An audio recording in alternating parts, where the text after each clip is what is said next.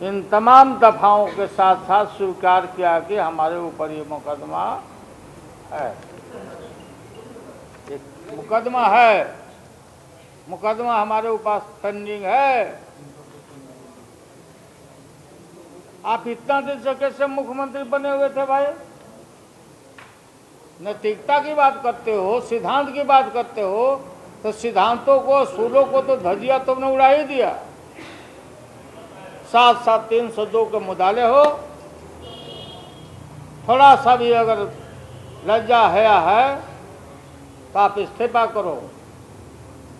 जन जन तक मैं पहुंचाऊंगा इस बात को, और कागज और सबूत के साथ। दोस्ती जब दरक गई तो बिहार पर इसका असर भी दिखा। कहीं पोस्टर के जरिए उनके निर्णय का स्वागत किया गया, कहीं आतिशबाजी की गई और कहीं पुतले फूंककर हाय तौबा मचाई गई। गमगीन नेताओं की जुबान विश्वासघात के गलियारे से शुरू होकर 27 अगस्त के क्रांति मैदान तक जा पहुंची। यह मतलब कि एक तरह का बिहार की जनता के साथ विश्वासघात हुआ है। इसके लेकर करके पूरे बिहार में एक प्रोटेस्ट मार्च और नीतीश कुमार जी और श्री नरेंद्र मोदी जी का पुतला दहन हो रहा है। हम लोग जनता के बीच में थे और जनता में हम लोग जाएंगे और हमारे जितने भी कार्यकर्ता हैं 27 तारीख की जो रैली है पटना में, उस रैली को हम लोग सफल बनाने में हमारी पूरी तैयारी रहेगी। इस सियासी स्क्रिप्ट के उदीयमान सूर्य इस पूरे मसले पर इतने तमतमाए कि आधी रात ही राजभवन में धूप निकल आई। लेकिन क्या करते, चिड़िया पहले ही खेत चुग गई थी।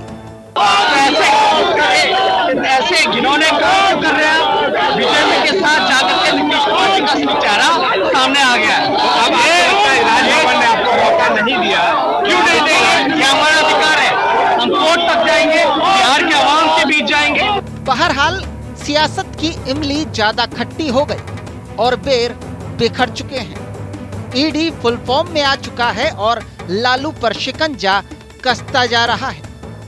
वाकई राजनीति महत्वाकांक्षाओं का निर्मम खेल है। पीठ में छुरा घुपने जैसे दर्द से कराह रहे लालू यादव को अब उस घड़ी पर अफसोस हो रहा होगा जब उन्होंने भरे मंच पर एक सियासी यार को बाहों में भर लिया था। पटना से रोहित, रांची से राकेश कुमार की रिपोर्ट, न्यूज़ इंडिया।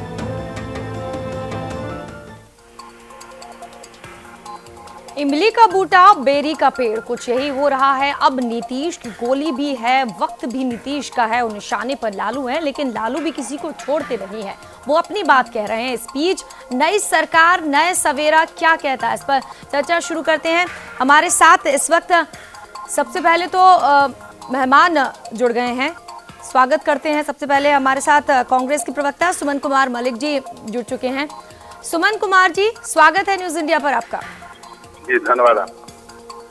ये सब कुछ अच्छा चल रहा था, अचानक से ऐसा क्या हो गया, किसने दरार डाल दी कि जो दोस्त थे वो दुश्मन बन गए? देखिए, जिस तरीके से घटनाएं अचानक घटी हैं, तो उसे देखते हुए ये साफ पता लगता है कि अचानक कुछ नहीं हुआ। ये स्क्रिप्ट पहले से लिखी जा चुकी थी, बस मौका का इंतजार था। और जब मौका लगा नीतीश कुमार जी को कि बेहतर समय है, तो उन्होंने अचानक जो उनके और भाजपा के बीच में जो खिचड़ी पक रही थी, उन्होंने अचानक वो जो है जनता के सामने लाने का काम किया है। खिचड़ी पक रही थी, खुशबू क्यों नहीं आई आप लोगों को? 20 दिन तो बहुत थे। देखिए हर एक आदमी का अपना अपना सोच होता है। आदमी के सोचने का तरीका जिस तरीके से होता है, उसी तरीके से उसका दृष्टिकोण भी होता है। हमने अगर आप पर विश्वास किया है तो ये हमारा अपना चरित्र है और हम उसी तरीके से आपको देखते हैं। लेकिन सामने वाला व्यक्ति किस तरीके से हमें देख रहा है, ये उसके विचार पे है। क्योंकि हमने आप पर ट्रस्ट किया तो हमें ये विश्वास था कि हमारा विश्वास जो है वो खरा खोटा है और जनता को उम्मीदों पर हमें खरा उतरना है। लेकिन आप अंदर ही अंदर क्या कर रहे हैं, ये तो आपका चरित्र जानेगा ना। हम जिस चरित्र के हैं हम उसकी बात करेंगे, लेकिन आपके पास किस तरह का चरित्र है उसके तो आप जो है सब बात उसकी बात आप कर सकते हैं। तो वही बात हमारे और महागठबंधन के बीच में हुई। हम लोग जिस तरीके से नीतीश जी के साथ सरकार बना के चल रहे थे और जिस तरीके से हम लोग ये सोच रहे थे कि जनता के काम को और तेजी से लाएं, बेहतर तरीके से लाएं, और जो भी हम लोगों ने वादे किए हैं बातों को जनता को पूरा करना है। आप ये कह रहे हैं नीतीश ने विश्वासघात किया है आप लोगों के साथ? बदली ये साफ लगता है कि एक चीज पहले लिखी जा चुकी थी और उसी को अचानक क्रियान्वित किया गया है। ठीक है, ठीक है। इस वक्त प्रोफेसर नेहोरा यादव जी जुड़ गए हैं, जेडीयू के उपाध्यक्ष हैं।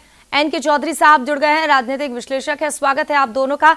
नेहोरा जी, सबसे पहले आपसे ही सवाल, अब कांग्रेस के लोग कह रहे हैं कि स्क्रिप्ट पहले से तैयार थी, ऐसा कुछ भी नहीं था। लालू भी कह चुके हैं तेजस्वी तो बहाना था, नीतीश को बीजेपी की गोद में जाना था। नहीं, देखिए, अब मुझको अफसोस है कि कांग्रेस को नीतीश कुमार जी के मन मिजाज का पता जब नहीं था, नहीं रहा, तो इसके लिए हमको अफसोस है। शुरू से ही जी, शुरू से ही सारे लोग, बिहार ही नहीं देश के लोग जानते हैं कि नीतीश कुमार भ्रष्टाचार को कभी बर्दाश्त नहीं करते हैं। और इसके कई अवसर भी आए हैं जो अपने जिन मंत्रियों पर आरोप लगे हैं उनका इस्तीफा त्याग पत्र लिया है उन्होंने। यह कोई नई बात नहीं है और लगातार ये बात कही जा रही थी कि आप पर आरोप लगे हैं। जिन पर आरोप लगा था, राजनीतिक सूचना तब होती तब स्वयं जैसे ही प्राथमिकी दर्ज हुआ था इस्तीफा दे देते कि केस समाप्त होने के बाद फिर हम कोई पद लेंगे। ये राजनीति में यह होता है अच्छे सूचना लाने के लिए। दूसरी बात, कांग्रेस के मित्र हमारे मल्लिक जी, पुराने दोस्त भी हमारे हैं, कहते हैं कि पहले से सारी कहानी लिखी हुई थी। कहानी नहीं लिखी हुई थी, बल्कि नीतीश कुमार ने महागठबंधन के प्रत्येक शीर्ष नेताओं को जाकर कहा, किसी ने मेडिएट नहीं किया कि ये मामला सॉल्व हो। ये जो आरोप लगे हैं, अगर कांग्रेस जिस समय राहुल गांधी जी से नीतीश कुमार मिले, सोनिया जी से मिले, अगर इनिशिएट ये लोग करते, बैठा कर कोई रास्ता निकालते, तो निश्चित रूप में रास्ता निकलता।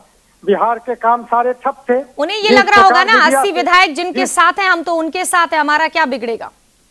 जिस प्रकार माहौल बिहार में बने, चाहे विपक्ष के माध्यम से, मीडिया के माध्यम से, जो भी हो, ठीक है, वो माहौल के स्थिति में बिहार के जो विकास अवरुद्ध हो गया था, बिहार का जो, तो ये बड़ा सवाल था बिहार के लिए। इसीलिए नीतीश कुमार ने कहा कि नहीं, सबसे पहले हमारा बिहार है और बिहार को विकसित करना है। इसी स्थिति में निर्णय हुआ। चलिए, ठीक है, सवाल आवाम का था या फिर आपके नीतीश कुमार का था, लेकिन स्क्रिप्ट किसने लिखी है, इशारा बीजेपी की तरफ है। बीजेपी की तरफ से इस वक्त इंजीनियर अजय यादव जी जुड़ गए हैं। स्वागत है अजय यादव जी आपका। ये स्क्रिप्टेड पूरे बताया जा रहा है कि ये पूरा जो कुछ हुआ है अचानक से नहीं हुआ है, स्क्रिप्टेड था। स्क्रिप्ट आप लोगों ने लिखी? देखिए, पिछले जब घटनाक्रमों को अगर आप देखेंगी तो विगत 17 वर्षों से माननीय नीतीश कुमार जी का साथ रहा है भारतीय जनता पार्टी का। और मेरा तो कहना है कि बिहार के लोगों को नीतीश और सुशील मोदी का साथ पसंद है। इस साथ इसीलिए पसंद है कि नीतीश कुमार जी को काम करने के लिए फ्री हैंड बिहार में मिला था। बिहार के लोगों को या नीतीश कुमार को? बिहार के लोग तो तब मानते ना जब वो उन्होंने महागठबंधन को मान दिया, और अब देखिए नीतीश कुमार आप लोगों के साथ आ गए।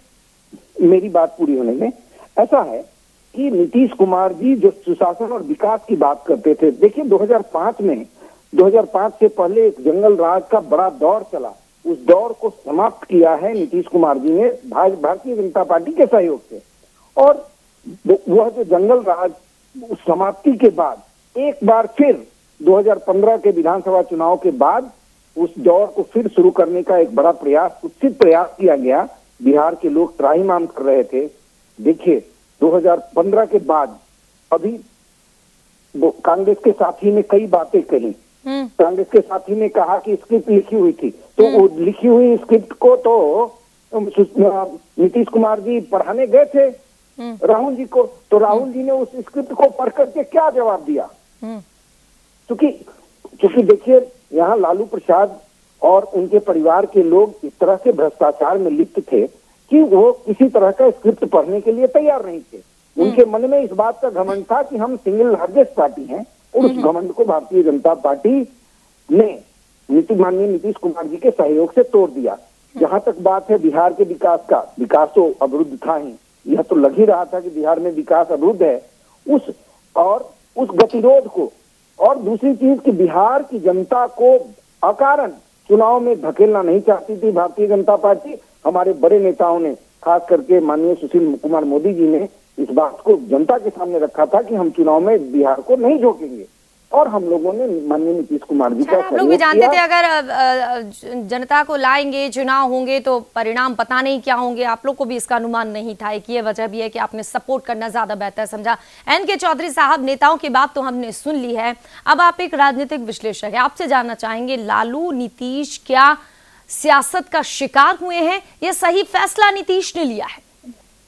नीतीश ने सही फैसला लिया। नीतीश के लिए महागठबंधन में बने रहना लगभग असंभव हो गया था। ये जो भ्रष्टाचार का मामला आया है, ये फ्लैश पॉइंट। हकीकत यह है कि शुरू से लालू यादव एक बड़े भाई, बिग ब्रदर की तरह उन पर दबाव बना रहे थे, हर निर्णय में दबाव बना रहे थे, और हर वक्त नीतीश कुमार को बता रहे थे कि मैंने आपको मुख्यमंत्री बनाया है। ये नीतीश कुमार को स्वीकार नहीं था। नीतीश कुमार इसके आदी नहीं है। Nitish Kumar absolute power wield करने के आदी हैं। जो पिछला इनकारनेशन था बीजेपी के साथ इनका जो शासन का, उसमें बीजेपी ने एक सहयोगात्मक रवैया अपनाया था, उनके साथ कभी कन्फ्रंट नहीं किया, पावर शेयरिंग एक लिमिट के बियॉन्ड नहीं किया, तो उनको आदत नहीं है। एब्सोल्यूट शासन उनके हाथ में था, भले बीजेपी उनके साथ थी पार्टी, लेकिन इस वक्त बदल गया था पूरा माहौल।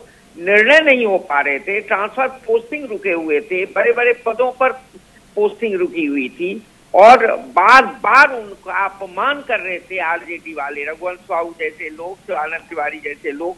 तो कहीं न कहीं ये बात उठी है। और दूसरा जो बहुत ज्यादा महत्वपूर्ण सवाल है कि नीतीश कुमार ने राष्ट्रीय परिदृश्य में देखा कि उनकी अब कोई भूमिका नहीं है, खासकर तब जब राष्ट्रीय राजनीति का परिदृश्य यह है कि 2019 में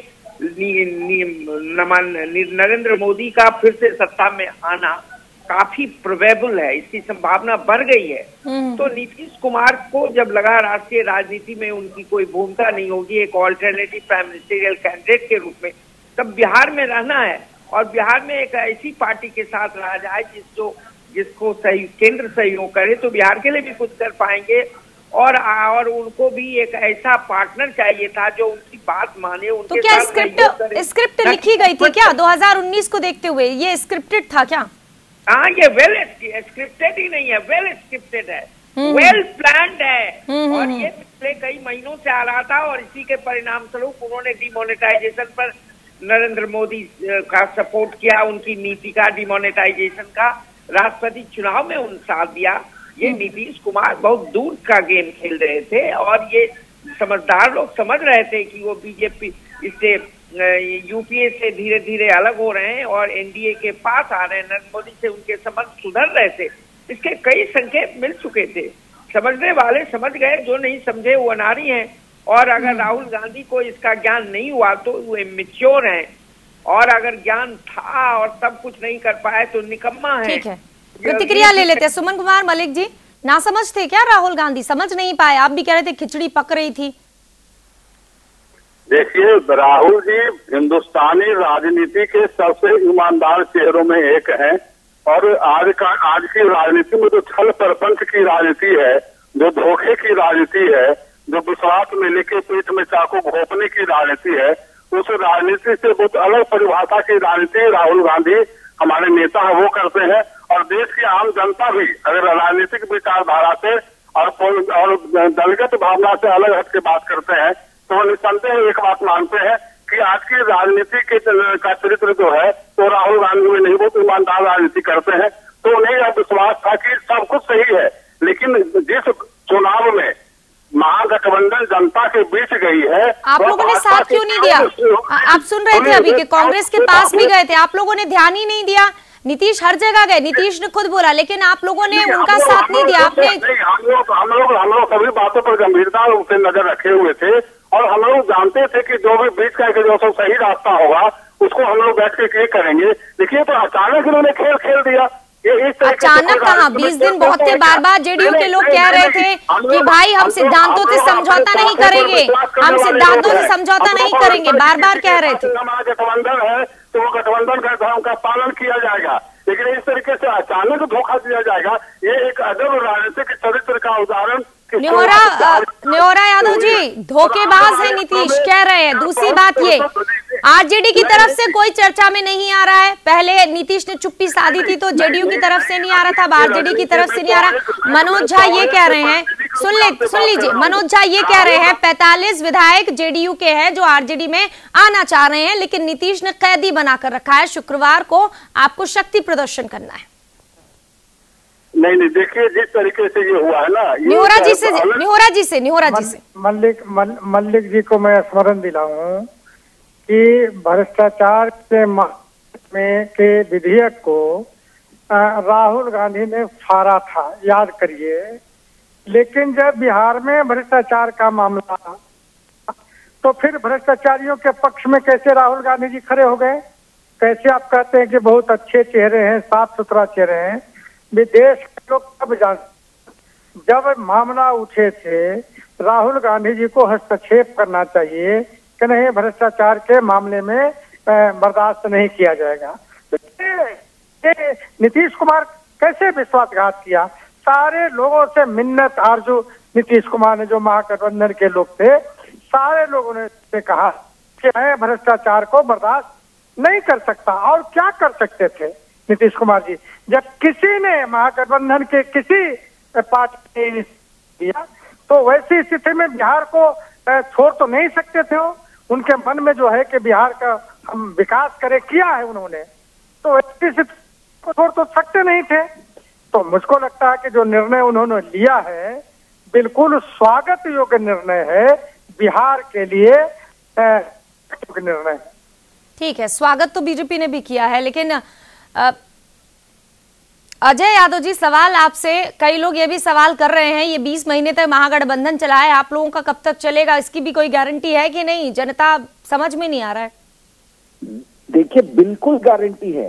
ये टूटने के पीछे के कारणों से में जाना पड़ेगा। देखिए, परिवारवाद और भ्रष्टाचार इस गठबंधन का पर्याय बन चुका था, और ये जो माननीय लालू प्रसाद जी का काफिला लूट गया है, ये लूटने के पीछे वो स्वयं ही कारण है। देखिए, अति घमंड। चलिए ठीक है, आप कह रहे हैं घमंडी थे इसीलिए लूट गए हैं, और दूसरी तरफ ये कहा जा रहा है कि आप लोगों ने उन्हें लूट लिया है, दोस्तों को दुश्मन बना दिया। शुक्रिया, वक्त दिया आपने। एनके चौधरी साहब, न्योरा यादव जी, अजय यादव जी और सुमन कुमार मलिक जी, बहुत बहुत शुक्रिया। तो दो दोस्त थे, अच्छे थे, लेकिन अब वो दुश्मन बन गए हैं। ना जाने ये दुश्मनी कहाँ तक भुनाएगी, लेकिन इसका फायदा बीजेपी को जरूर मिला है। बीजेपी अब सत्ता में आ गई। हमें दीजिए इजाजत, तमाम खबरें देखते रहिए न्यूज इंडिया पर। हम तुम्हें मारेंगे और जरूर मारेंगे, लेकिन वो बंदूक भी हमारी होगी, गोली भी हमारी होगी और वक्त भी हमारा होगा।